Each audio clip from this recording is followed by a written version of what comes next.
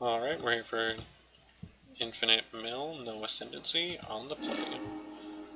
1, 2, 3 lands, Ornithopter, 2 Midnight Guards, and a Divination. So that's 1, 2 combo pieces, Divination for draw. Everything is a tap land. You basically do nothing for the first 3 to 4 turns of the game. You can scry. It has 2 combo pieces, so I would say keep it. Like, that's worked out for me in the past. The entire deck is just play sets of everything, and you gotta really trust that you're gonna run into those things that you want and or need.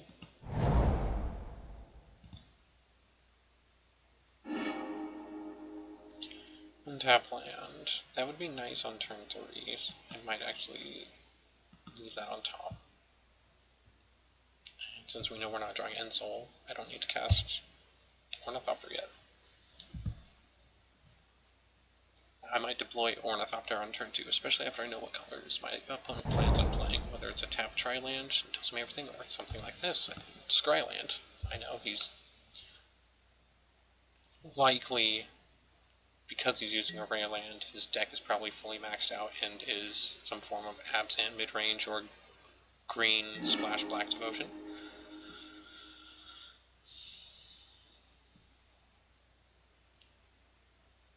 We're gonna scry. Tell us what we want to do with Springleaf Drum. Do we want to draw that? I would say no. And now that we don't know what we're drawing, we actually can and or should. But now that we know he's got black, I don't think he's going to be murderous cutting this anytime soon. And if we do draw End Soul, that's our only artifact, so ship it back and see what he plans on doing. Luckily we're on the play here, so I feel like we're not deploying stuff like Ornithopter directly into removal and slash or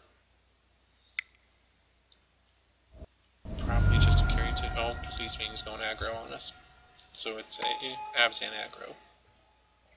Would not be surprised to see Anafenza alongside Siege Rhinos and the Lion.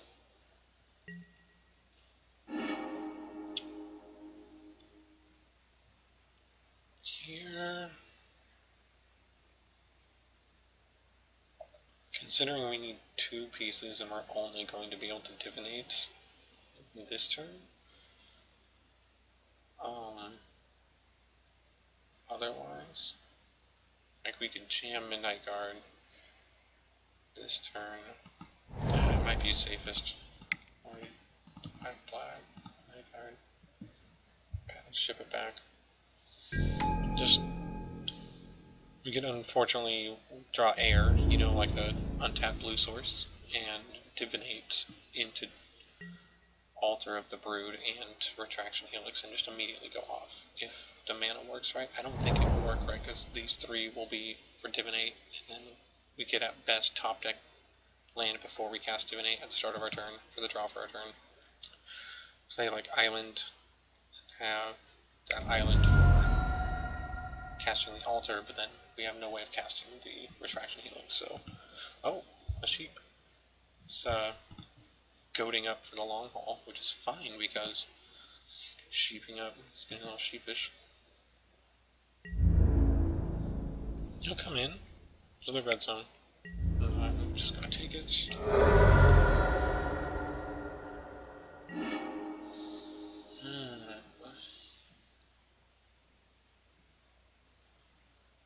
I was talking about this in another video, it might not have gotten posted. When you know exactly what you want with divination, you could scry before, but because I know I'm not going to go off this turn, I'm going to scry after I divinate, because no matter how I divinate, I can't go off this turn, so I need 1 more turn, which means I'll have a turn to... I want to set that turn's draw up with a scry right here, which is what I'm going to do. Looks like I just whiffed 2 lands off the top, right into my hand with that divinate. That's 2 turns worth of drawing air. That's great. And an Altar, put that directly on top. Now all we need underneath it is to be Retraction Helix, and we win when we draw it. F6 here. to yield to the sheep. That's my cat. Come on, sheep. It's his trigger. Always yield to the ram. One does not simply refuse to yield to the ram. I want to say yam there. Yield into yams. See? Yams are yielding. My crop's harvest of yams. We yielded this year. Yielded yams this year. The yams we yielded this year. Very yummy.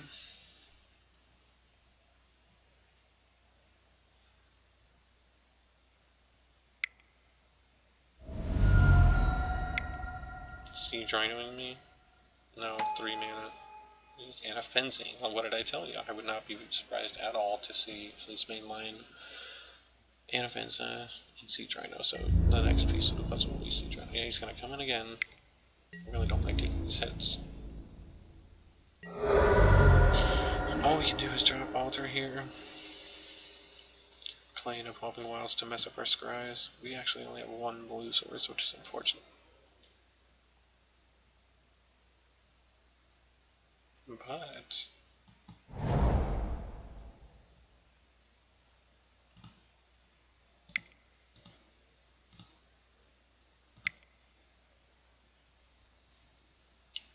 I'm going to say super yes. It's nice that we get to just stop what we're doing and do this. Like, I was going so hard for the combo, like all I have going is the combo, and then all of a sudden I get to tutor up, and then Soul Artifact, and put a 5/5 into play. Like, not even hard. Just pass turn here. I don't want to try and race him. I want him to think twice about attacking. He could go land indestructible, you know, see exactly, ugh, gross. But he might just not swing with Inoffensive. But even then, if all he's going to do is monstrous swing lion, then here we could just get blown out by a kill spell, like, ooh, Falconer. You just go, well, luckily I put it on a flyer. So yeah, real good tech. So it's Abzan Aggro with flying. There's no cards in the yard, so I don't have to worry about a sneaky murderous cut yet. I've been playing pretty passive, and I haven't killed any of his things, so are we on time-wise? 8 minutes, wow. That's just unfortunate. For some reason, it's taking a little longer.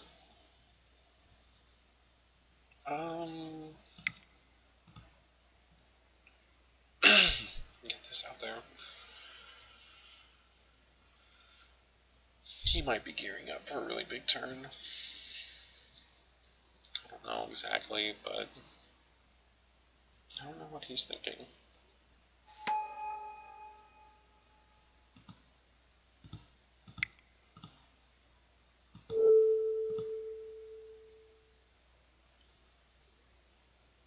I don't feel good undoing the 3 scries I've done this game with these Evolving Wilds, but if I just fetch an island, thin the deck by 1, that might be better than the scries I've left on the bottom. Yes, it's fine. F6 here. No. Turn off auto yields. Not going to attack, but we are going to play that. Now F6.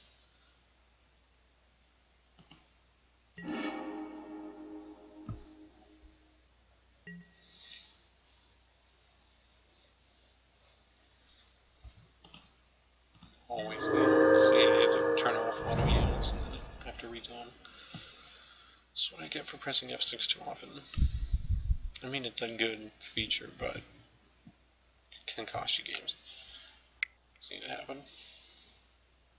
I've used it to my advantage, actually.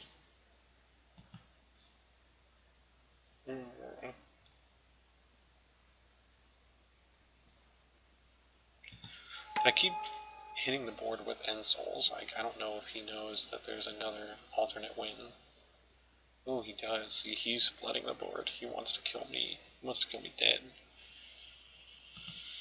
Let's fetch a blue basic island. Got a nice Zendikar island in here. Let's find it. Go. I guess not. It's Kamigawa.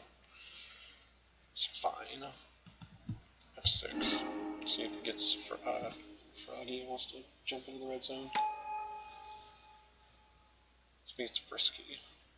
Frisky line. Friscoes. Kitty coo.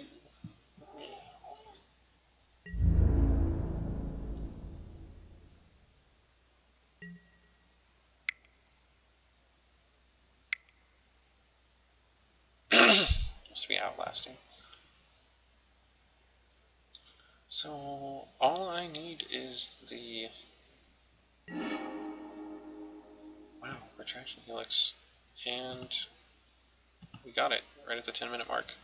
Let's just win as quickly as possible. So I get to cast Retraction Helix, target Midnight Guard, and he foolishly tapped out with everything. So this is going to resolve. He's probably thinking, what's he going to do? And I'm going to pick my own Ornithopter. Now he's probably thinking, now why would I do that? Well, you can actually see the combo. It's on board and resolved. So either he gets it and concedes, or I'll have to crank this a few times and you'll get to see it in action. This is an example of how my insoles held off the opposition long enough to let me get to the point where I could just out of nowhere win. See, this is an on-the-spot win. Always yield to him, always yield to this.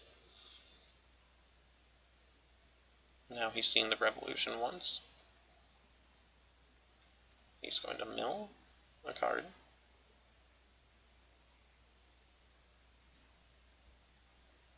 Stuff to chat with me. Did you mean that? Yeah.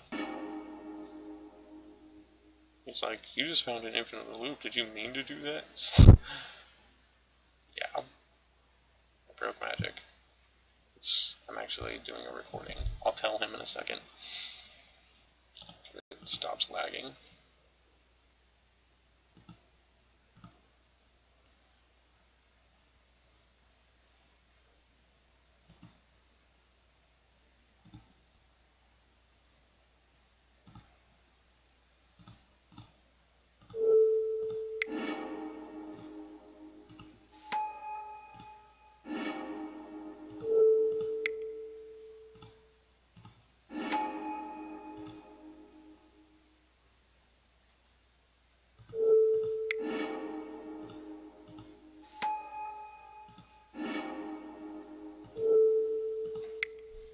Well, he said he got it, but, here we are.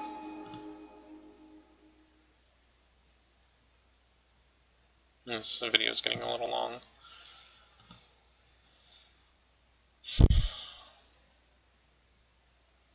I might not tell him that I'm making a video, because, so I'm getting milled out.